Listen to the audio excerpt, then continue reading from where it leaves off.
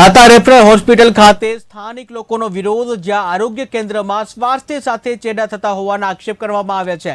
દર્દીઓને પૂરતી સારવાર અપાતી ન હોવાના આક્ષેપ, જ્યાં ડિલિવરી સમયે સ્ટાફ નર્સ દ્વારા ડિલિવરી કરાવવાના હોવાના આક્ષેપ, જ્યાં તમામ સુવિધા પૂરી પાડવા માટેની સ્થાનિકોએ માંગ કરી છે। તો દાતામાં જે છે વિરોધ પ્રદર્શન કરવામાં આવ્યું છે। દાતા રેફરલ હોસ્પિટલ છે, આ રેફરલ હોસ્પિટલમાં સુવિધાને લઈને સ્થાનિક લોકોએ વિરોધ નોંધાવ્યો છે, જે આરોગ્ય કેન્દ્રમાં સ્વાસ્થ્ય સાથે ચેડા થતા હોવાના આક્ષેપ દર્દીઓએ કર્યા છે, કે જ્યાં દર્દીઓને સારવાર જે છે સમયસર ન મળતી હોવાના આક્ષેપ, કે જ્યાં ડિલિવરી સમયે સ્ટાફ નર્સ દ્વારા ડિલિવરી જે ન કરાવતા હોવાના જે આક્ષેપ, જ્યાં તમામ સુવિધા જે પૂરી પાડવામાં આવે તમામ સુવિધા, એવી પણ સ્થાનિકોએ માંગ કરી છે।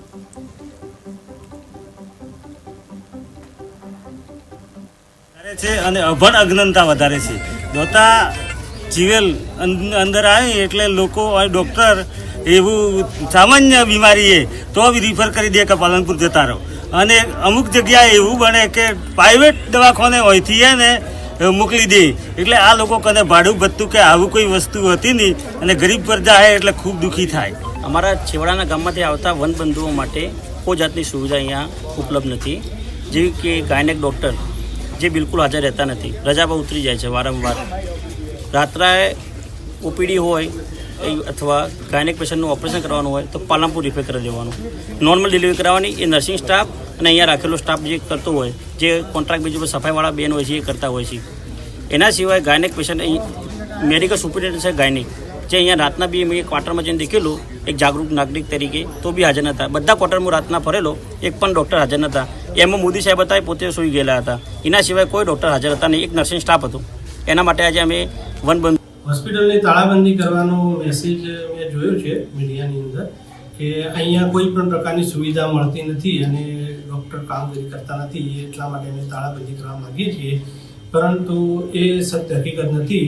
આ સીએચસી અત્યારે ફૂલ રનિંગ કન્ડિશનમાં જ છે। ગવર્મેન્ટના જે પ્રોગ્રામ જેટલા નોર્મ્સ છે એ પ્રમાણે અહીંયા બધી જ સુવિધાઓ ચાલુ છે। અહીંયા gynaec department, ophthalmic department, dental department, orthopaedic doctors, paediatric doctors, તેમજ જનરલ ઓપીડી, ઇન્ડોર, એ જે એના નોર્મ્સ પ્રમાણે જે એટલી કામગીરી અહીંયા થાય છે। અહીંયા 40થી 50 લેબર થાય છે। અંતરિયાળ વિસ્તાર એટલે જે પુઅર પેશન્ટો છે એને લગતી તમામ સુવિધાઓ અહીંયા આપવામાં આવે છે। આજ સુધી કોઈ પેશન્ટના રિલેટેડ કોઈ પ્રશ્ન થયો નથી, અથવા પેશન્ટે કોઈ અમને કમ્પ્લેન કરી નથી। આથી આ વાતની સત્યતામાં મને સત્યતા જણાવી।